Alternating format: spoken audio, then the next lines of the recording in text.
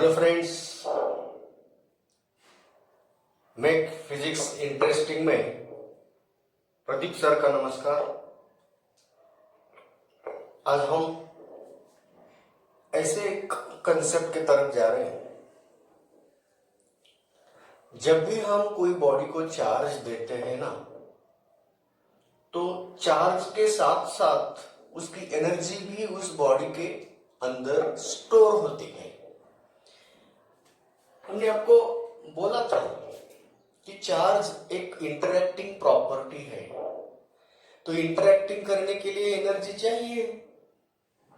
तो चार्ज में खुद के पास एनर्जी होती है, तो वो खुद पोटेंशियल एनर्जी अक्वायर करके बैठता है। जब भी वो रेस्ट होगा ना, तब इंटरैक्ट करता है, इलेक्ट्रिक फील्ड बनाता है। जब मोशन में आ रहा है ना, तो मैग्नेटिक फील्ड भी बना सकता है, साथ ही साथ मैग्नेटिक फील्ड भी बना सकता है। इसी तरह जब भी हम कोई बॉडी को चार्ज देते हैं, तब उस बॉडी के ऊपर चार्ज के साथ साथ हम कुछ एनर्जी भी देते हैं। तो क्या वह चार्ज बॉडी एनर्जी स्टोर करता है?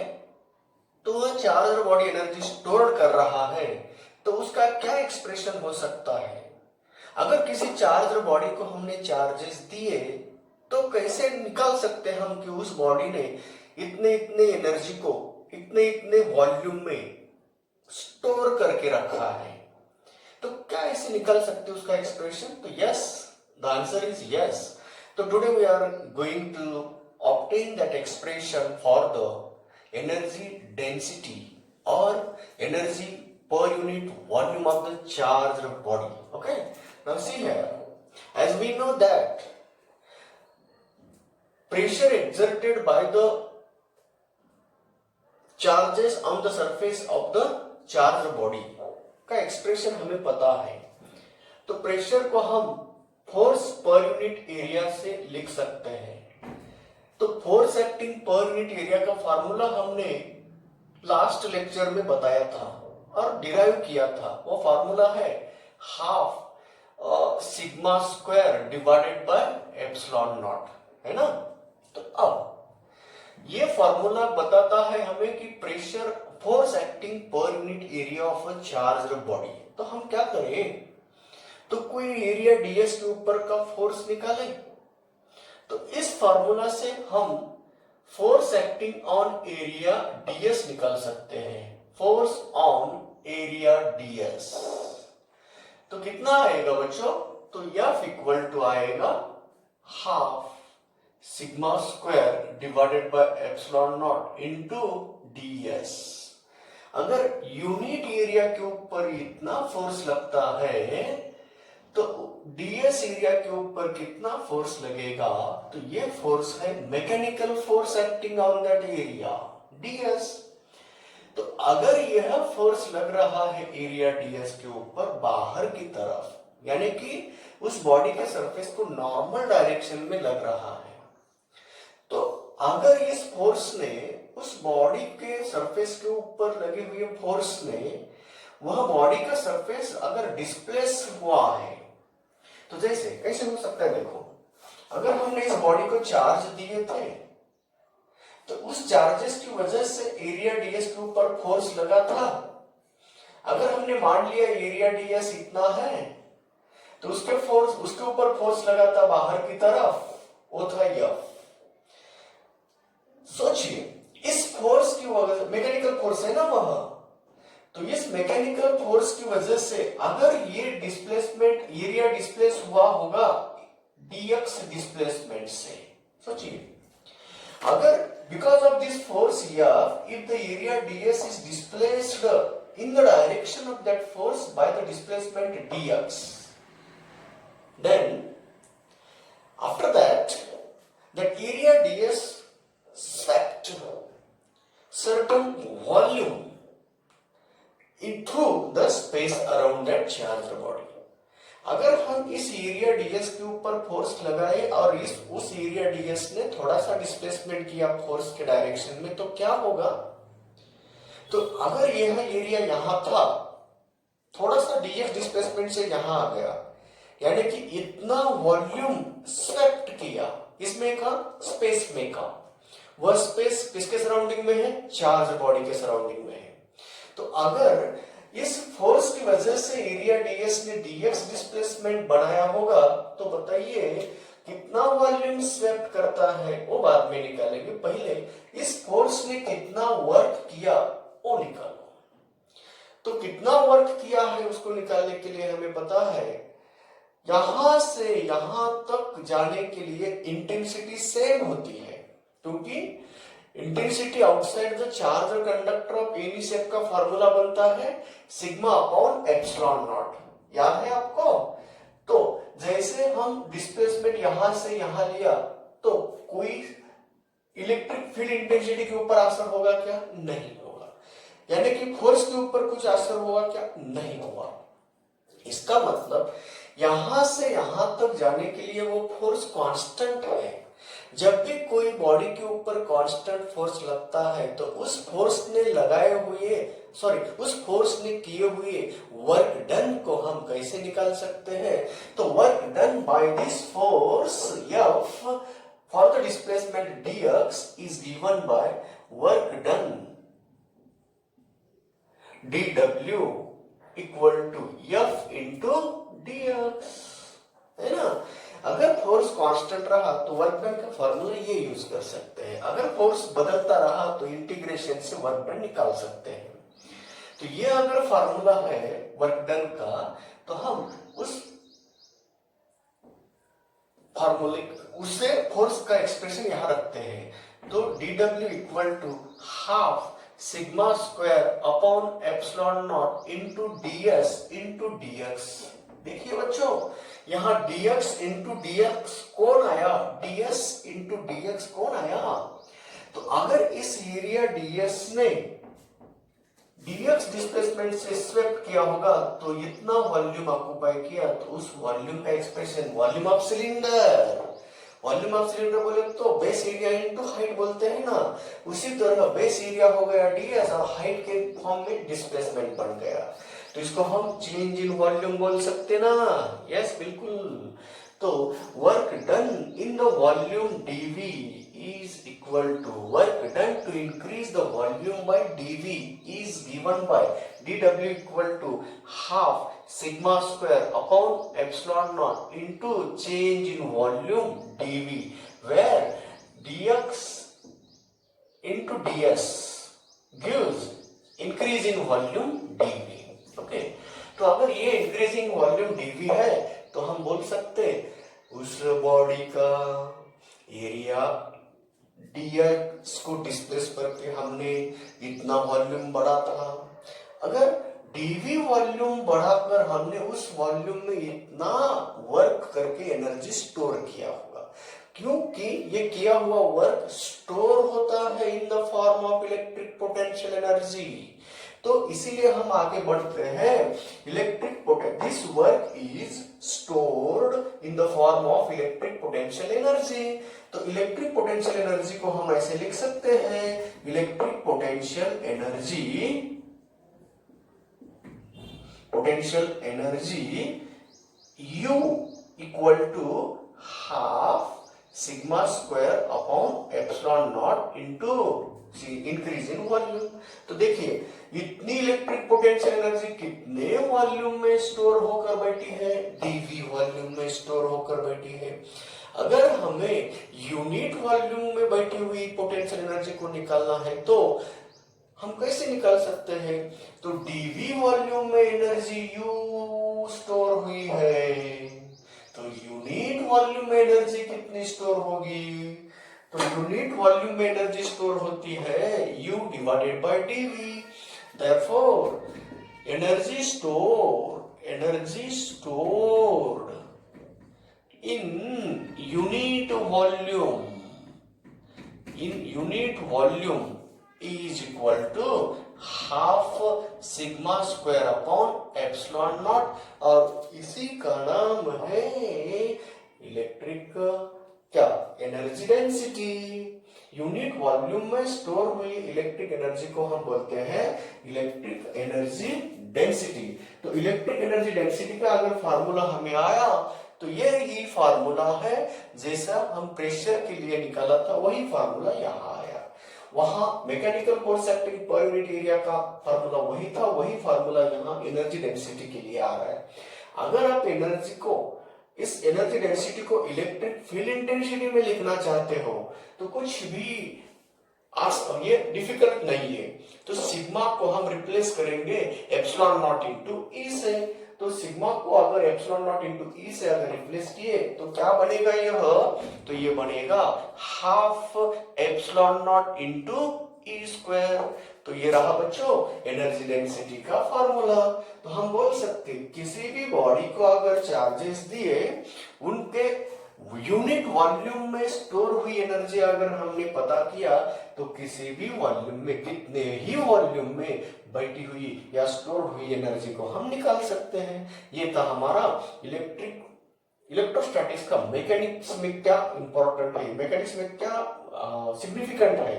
तो मैकेनिक्स में हम ये चीज याद करते हैं कि किसी भी बॉडी को अगर मैकेनिकल प्रोसेस लेना है, मोशन में लाना है, उसमें डिफॉर्मेशन लाना है, तो मैकेनिकल फोर्स लगता है। और वह mechanical force per unit area का फार्मूला हम निकाले थे। आज हमने कोई भी बॉडी को चार्ज दिए तो उसके अंदर एनर्जी स्टोर होती है, मेटल के अंदर स्टोर है। बोले तो चार्ज कंडक्टर ये एनर्जी स्टोर करते रहता है।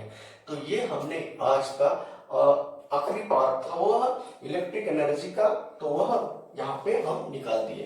तो चलिए बच्चों, गॉस थ्योरम के एप्लीकेशन के बाद mechanical force per unit area और एनर्जी डेंसिटी का एक्सप्रेशन निकालने के बाद कुछ न्यूमेरिकल्स है जो कि इलेक्ट्रिक फील्ड का लास्ट पॉइंट बताते हैं। बोले तो हमने पहला इलेक्ट्रिक चार्ज स्टडी किया है। इलेक्ट्रिक चार्ज को खत्म करने के बाद हम फील्ड में आए, इलेक्ट्रिक फील्ड स्टडी कर रहे थे। तो इलेक्ट्रिक फील्ड स्टडी करते करते हम यहाँ तक आ गए कि एनर्जी डेंसिटी तक आ गए। अब अगली नेक्स्ट हमारा ये बनता है कि इलेक्ट्रिक फील्ड के ऊपर कुछ थर्ड लेवल या फोर्थ लेवल के जैसे एडवांस में आए हुए कुछ क्वेश्चंस है, कुछ प्रॉब्लम्स है, उसके बारे में जानकारी लेंगे। तो इलेक्ट्रिक फील्ड के रिगार्डिंग एक ही प्रॉब्लम मैं आज लेने वाला हूँ। वह प्रॉब्लम है एडवांस में आया हुआ प्रॉब्लम है। तो क्या प्रॉब्लम है वो बताता हूँ, पहले इसको लिख के ले लो, अब प्रॉब्लम की तरफ जाएंगे। प्रॉब्लम ये है कि कोई अगर स्फेरिकल बॉडी को चार्जेस दिए तो उनसे बना हुआ फील्ड कैसे निकाल सकते हैं। चलो बच्चों, अगर एक स्फीयर लिया हमने, एक स्फीयर लिया और उसको अगर चार्जेस दिए, कंडक्टिंग स्फीयर हो, तो उसको अगर चार्जेस दिए हमने, तो बताइए आपको याद है electric field at the centre of the sphere कितना होता है। तो electric field at the centre of the sphere बनेगा, कितना बनेगा, तो कितना बनेगा बोलिए बच्चों, electric field at the centre of the sphere, conducting sphere, 0। तो देखिए अगर यह चार्ज स्फीयर हो, उसका सेंटर यहां लिया मैंने और उसकी रेडियस r है, तो इसके ऊपर चार्जेस दिए, ओके। तो बताइए ये अगर कंडक्टिंग स्फीयर है तो उसके सेंटर पे इलेक्ट्रिक फील्ड इंटेंसिटी कितनी है, आपको याद होगा, हमने पढ़ चुके हैं। अगर हमने उसको आधा काट दिया, हेमिस्फीयर बना दिया, तो यहां का इंटेंसिटी 0 होगा क्या। तो देखिए बच्चों, यहां का इंटेंसिटी 0 बनाने के लिए हम क्या कर रहे पता है, आधे स्फीयर के ऊपर बैठी हुई चार्ज की इंटेंसिटी डाउनवर्ड डायरेक्शन में है, सभी का रिजल्टेंट इंटेंसिटी है, और आधे हेमिस्फीयर के ऊपर, नीचे वाले हेमिस्फीयर के ऊपर बैठे हुए चार्ज का रिजल्टेंट इंटेंसिटी आउटवर्ड डायरेक्शन में है, अपवर्ड डायरेक्शन में है। तो इसीलिए दोनों का रिजल्टेंट 0 हो रहा था। अगर हमने इस स्फीयर को आधा काट दिया, इसका मतलब हेमिस्फीयर बना दिया, तो इस स्फीयर का अगर हेमिस्फीयर बना दिया तो बताइए बच्चों, ओ पॉइंट जो कि सेंटर था वो पहले स्फीयर का, अब हेमिस्फीयर का सेंटर बन गया। तो हेमिस्फीयर के सेंटर पे इलेक्ट्रिक फील्ड इंटेंसिटी कितनी होगी, तो electric field intensity at the centre of hemisphere का फार्मूला आएगा, at the centre of electric hemisphere का फार्मूला क्या आएगा, तो कुछ ना कुछ इंटेंसिटी मिलेगी। अगर सोचिए हम बोल रहे हैं कि ई नॉट इंटेंसिटी, यहां इंटेंसिटी आई है, तो प्रॉब्लम बना रहे हैं हम, जो कि ऑलरेडी एडवांस में आया हुआ प्रॉब्लम है। देखिए बच्चों, अगर इस हेमिस्फीयर के ऊपर चार्जेस क्यू देने के बाद यहां हेमिस्फीयर के सेंटर पे इंटेंसिटी का मैग्नीट्यूड हमने बोला ई नॉट था, वह डायरेक्टेड डाउनवर्ड रहेगा।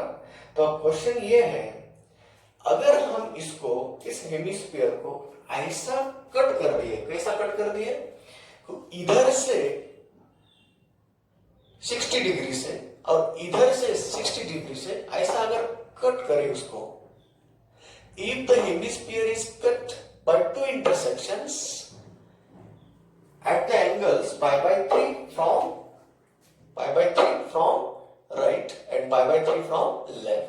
तो अगर ऐसा हमने उसका इंटरसेक्शन ले लिया, इसका मतलब इधर से ये हॉरिजॉन्टल है, इधर से ये पाई बाय 3 एंगल है, इधर से ये पाई बाय 3 एंगल है ना।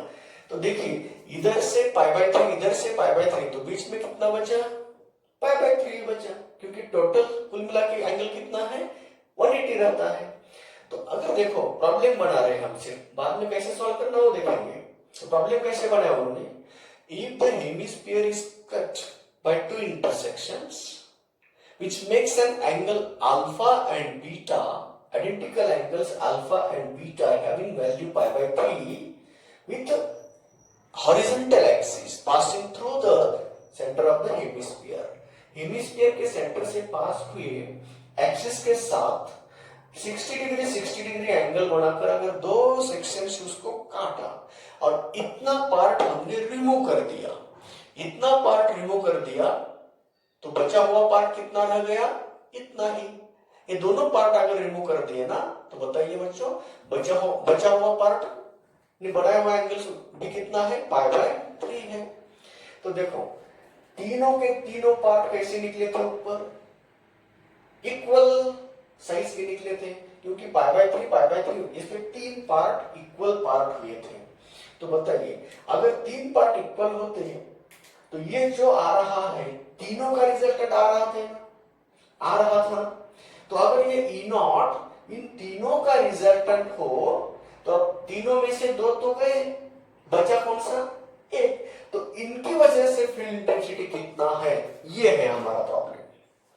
तो अगर पूरे हेमिस्फीयर के ऊपर चार्ज देने के बावजूद यहां इंटेंसिटी ई नॉट बनती है, तो 2 पार्ट उसके अगर निकाल दिए तो रिमेनिंग पार्ट से इंटेंसिटी कितनी बनी है वह निकालना है हमें। तो वो निकालने के लिए हम क्या कर रहे हैं पता है आपको। तो चलिए बच्चों, इतने पार्ट ने बनाया हुआ फील्ड इंटेंसिटी इस दिशा में था, ये देखो उसको कुछ तो नाम देता हूं उसको, इस रिमूव्ड पार्ट का ए नाम दिया, इस अनदर पार्ट का बी नाम दिया। ये पार्ट ने बनाया हुआ इंटेंसिटी मीन डायरेक्शन होती है ना, ये दिशा में, देखो ना इस दिशा में है, क्यों, ये आर्क है ना आर्क। तो यहां से ये इस पॉइंट पे टोटल इतने अगर चार्जेस ने यहां इंटेंसिटी बनाया है, तो इनका रिजल्टेंट कहां से रहेगा, मिड पॉइंट से रहेगा, ये ऐसा फील्ड इंटेंसिटी रहेगा ना रिजल्टेंट। उसी तरह तो इस पार्ट की वजह से यहां बना हुआ इंटेंसिटी किस दिशा में होगा, इस दिशा में होगा। बताइए बच्चों, ये एंगल ऊपर जितना है नीचे उतना ही है, इसका मतलब ये कुल मिला के 60 है, तो ये कितना आया, 30 आया क्या नहीं, 30 आया। तो चलिए ये अगर 30 आया, तो इसी तरह इन्होंने बनाए हुए फील्ड इंटेंसिटी का डायरेक्शन कैसा रहेगा, इससे भी मिडल से। तो ये मिडल अगर इधर आ रहा है, तो बताइए बच्चों इनका एंगल कितना आया, बोलिए ये एंगल कितना आया, ये बताइए, ये भी बोल सकते हैं। ये कितना बचा, 30 बचा, तो ये एंगल कितना आया, 30 आया। ये कितना है, 30 है, तो ये भी कितना है, 30 है ना। पाई बाय 6 बोलते उसको पार्क की लैंग्वेज में। तो अगर देखो ये अगर 30 है तो ये 90 होता है ना टोटल, तो ये कितना हुआ, 60 हुआ। ये अगर 30 है तो ये कितना हुआ, 60 हुआ। तो इस पार्ट ने लगे हुए इंटेंसिटी, इस पार्ट ने बनाए हुए इंटेंसिटी का एक्सप्रेशन ई, सोचिए ई मान लिया मैंने, और इस पार्ट ने बनाए हुए इंटेंसिटी का मैग्नीट्यूड भी ई ही होता है, क्योंकि तीनों पार्ट इक्वल साइज के हैं और equal number of charges enclose की हुई है। स्फीयर है ना, वो यूनिफॉर्म है ना, चार्ज डिस्ट्रीब्यूशन भी यूनिफॉर्म होता है। तो अब देखिए, इन्होंने बनाया हुआ इंटेंसिटी ई इधर है, इन्होंने बनाया हुआ इंटेंसिटी ई इधर है, और इन्होंने बचे हुए पार्ट ने बनाया हुआ इंटेंसिटी का फार्मूला क्या है, मैग्नीट्यूड कितना, ई ही है। तो चलिए, इन दोनों ने एक दूसरे के साथ बनाया हुआ एंगल कितना आया, इन दोनों ने बनाया हुआ एंगल आया 120। तो याद चाहिए आपको, अगर इस दोनों का रिजल्टेंट निकलना है तो दोनों का मैग्नीट्यूड इक्वल है, और दोनों के बीच का एंगल अगर 120 रहा तो हमको याद होना चाहिए जो भी वेक्टर इक्वल मैग्नीट्यूड के हैं और दोनों के बीच में अगर एंगल 120 रहा तो रिजल्टेंट भी उतना ही मैग्नीट्यूड एक्वायर करता है, और रिजल्टेंट का भी मैग्नीट्यूड उतना ही होता है। तो चलिए बच्चों, इन दोनों का रिजल्टेंट का मैग्नीट्यूड रहेगा, इनके बराबर ही रहेगा, क्योंकि if E equal to E बोले तो E1 इक्वल टू E2, और दोनों के बीच का एंगल अगर 120 रहा तो दोनों का रिजल्टेंट ER इक्वल टू दोनों के बराबर होता है, E बराबर होता है, और उसकी दिशा बाइसेक्ट करता है एंगल को। तो चलिए, इन दोनों का रिजल्टेंट इस दिशा में आ रहा है क्या, नहीं आ रहा है ना, और उसका मैग्नीट्यूड कितना रहेगा, E ही रहेगा, और डायरेक्शन पुराने ई के बराबर है, इनके साथ ही है, तो दोनों का डायरेक्शन डाउनवर्ड डायरेक्शन में है, और इन दोनों का रिजल्टेंट ई आ रहा है, तो दोनों का रिजल्टेंट की वैल्यू कितनी दी है उन्होंने, ई नॉट। तो 2 टाइम्स ई की वैल्यू दी है ई नॉट, इसका मतलब ई की वैल्यू बन गई ई नॉट डिवाइडेड बाय 2। तो बताइए ई नॉट कौन है, ई नॉट है ईच पार्ट ने बनाए हुए इंटेंसिटी का मैग्नीट्यूड। तो उनमें से 2 हमने निकाल दिए, तो बचे हुए पार्ट का इंटेंसिटी हमने निकाला, क्योंकि हमने माना है बचे हुए इन पार्ट ने बने हुए इंटेंसिटी को ई माना, तो इनका भी, इनकी वजह से बने हुए इंटेंसिटी भी ई आ रही थी, इनकी वजह से बनी हुई इंटेंसिटी भी ई आ रही थी, मगर इन दोनों ने एक दूसरे के साथ एंगल 120 बनाया, इसलिए उन्हीं दोनों का रिजल्टेंट जो आ रहा है, उनके रिजल्टेंट में जो बचा हुआ इंटेंसिटी, बचे हुए पार्ट का इंटेंसिटी है ना, वह ऐड हो रहा है। तो रिजल्टेंट इंटेंसिटी बन रहा है कि 2E बन रहा है, तो रिजल्टेंट 2E है, और हमारे प्रॉब्लम में 2E की वैल्यू दी है E नॉट, तो इसीलिए एक पार्ट ने बनाए हुए इंटेंसिटी का एक्सप्रेशन हमने निकाला। बच्चों, ये आया था एडवांस का प्रॉब्लम। यहाँ कुछ लोग क्या करते, गलती क्या करके बैठाते हैं, 3 पार्ट में डिवाइड किया और कुल मिला के रिजल्टेंट ई नॉट आया, तो तीनों का डिवाइड बाय क्या करो, 3 इक्वल पार्ट में डिवाइड करते हैं, तो ये आंसर बोलते हैं, तो गलत हो सकता है। यहाँ डायरेक्शन कंसीडर करना है, जो बचा, जो जिन पार्ट को हमने निकाला है ना, उनकी वजह से फील्ड इंटेंसिटी की डायरेक्शन ये सेम नहीं है, उन्होंने एक दूसरे के साथ 120 एंगल बनाया है, इसीलिए दोनों का रिजल्टेंट हो सकता है ई। क्यों, दोनों के साथ एक दूसरे के साथ इंटेंसिटी बनाई है ई। तो चलिए बच्चों, ये एक इंटेंसिटी फील्ड के बारे में, फील्ड इंटेंसिटी के बारे में एक डिफिकल्ट लेवल का प्रॉब्लम था, ज्योमेट्रिकल एटीट्यूड से उसको देखना था, ये मैथमेटिकल एटीट्यूड से उसको देखना था। तो एंगल निकालकर रिजल्टेंट कंफर्म करो, बाद में दोनों का रिजल्टेंट कितना आता है देखिए, वह रिजल्टेंट दिया था, नहीं तो गलती करके बैठेंगे ई नॉट बाय 3 लिखकर। तो ये बच्चों, तो ये रहा इलेक्ट्रिक फील्ड का एक प्रॉब्लम। इसके साथ हम यहाँ कुछ प्रॉब्लम्स में साथ ही साथ डिस्कस किया था कि क्या दिया तो कैसे कैसे क्या निकालना है। तो ये रहा बच्चों। अब बताइए, अगर ये इलेक्ट्रिक फील्ड के बारे में, स्फेरिकल के ऊपर का प्रॉब्लम पूछा था, तो अब इलेक्ट्रिक फील्ड इंटेंसिटी के ऊपर ऐसा ही क्वेश्चन किया जाता है ना, कैसे किया जाता है देखिए। अगर ये है चार्ज वाला सिलेंडर है ना, ये चार्ज वाला सिलेंडर है, इसके ऊपर पॉजिटिव चार्जेस दिए, तो पॉजिटिव चार्जेस दिया इस सिलेंडर के ऊपर, तो ये पॉजिटिव चार्जेस किस तरह का फील्ड बनाएंगे,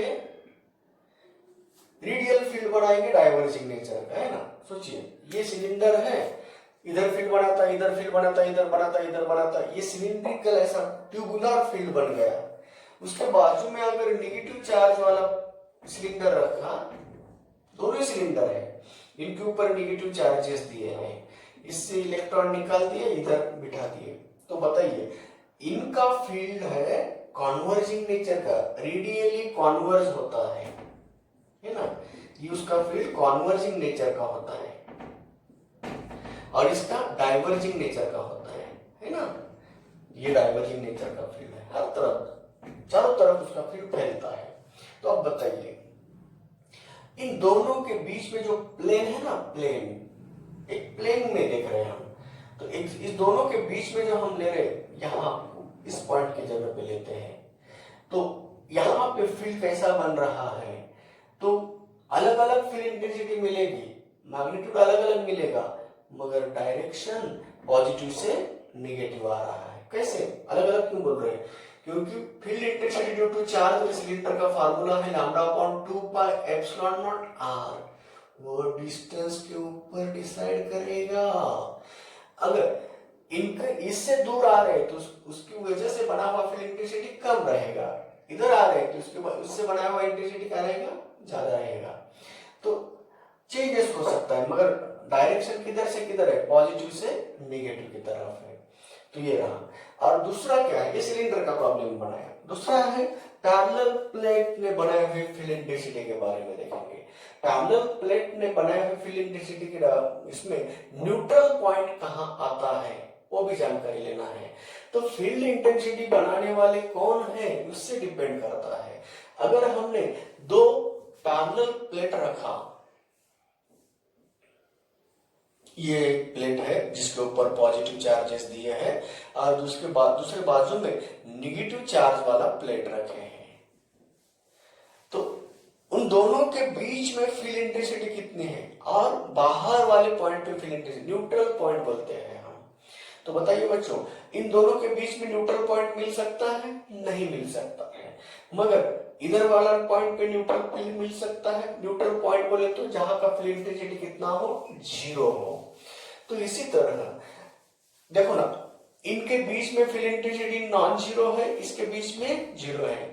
अब यहाँ एक कंसेप्ट बताने जा रहा हूं, समझो। दोनों प्लेट के ऊपर पॉजिटिव चार्ज दिया होता, तो बताइए बच्चों, बीच में क्या किया हमने, दोनों प्लेट के अंदर चार्ज फील्ड इंटेंसिटी 0 बनाया। तो अगर जिस ऐसी स्पेस बनाना है, देखो नीड क्या होती है हमारे पास, इलेक्ट्रॉनिक्स में हमें इलेक्ट्रोस्टैटिक शील्डिंग नाम का एक कंसेप्ट यूज करते हैं। इलेक्ट्रोस्टैटिक शील्ड करना बोले तो क्या करना पता है, वहां का फील्ड इंटेंसिटी 0 करना। तो अगर इन दोनों प्लेट के बीच का इंटेंसिटी 0 का बनाना है, कुछ जगह पे हमें इलेक्ट्रिक फील्ड 0 बनाना है, चाहे कुछ कितना भी फील्ड बाहर की तरफ रहने दो, मगर बीच में फील्ड का कोई इंटरफेयर नहीं चाहिए। तो इसी तरह किसी सर्किट को हम इलेक्ट्रोस्टैटिक्स फील्ड से बचाना चाहते हैं, तो हमें उसको शील्ड करना चाहते हैं। तो इलेक्ट्रोस्टैटिक शील्डिंग बोले तो क्या होती है, कोई भी जगह पे उसको इलेक्ट्रिकली फ्री करना, बाहर वाले इलेक्ट्रोस्टैटिक्स फील्ड का कोई उसके ऊपर असर ना हो पाए।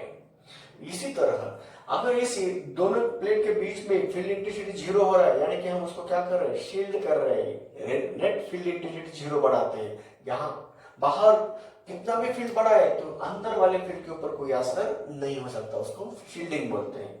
उसी तरह अगर देखो, ये है हमारा चार्ज और स्फीयर है, सॉलिड होगा, तो अगर उसमें अंदर कुछ जगह हमें बनाना है, तो इलेक्ट्रिकल फील्ड बनाना है, तो कुछ नहीं, वहां से उसको हटा देना है। कैविटी बन गई ना, तो इस कैविटी में फील्ड इंटेंसिटी क्या बनेगी, 0 बनेगी। तो हम क्या किया, उसको शील्ड किया है, इलेक्ट्रोस्टैटिक शील्ड बोलते हैं उसको।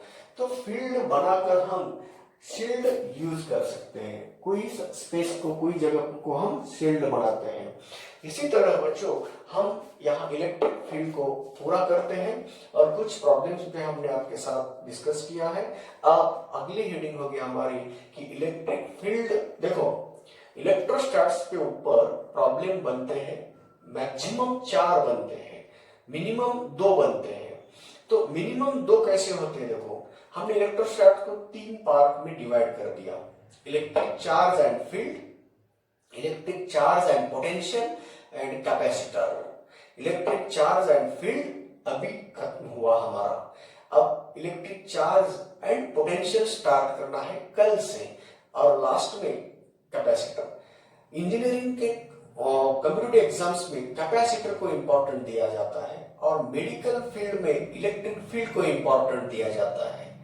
मतलब इलेक्ट्रिक पोटेंशियल और चार्ज ये दोनों के लिए कंपल्शन है, मगर चार्ज और पोटेंशियल हमेशा याद रखना।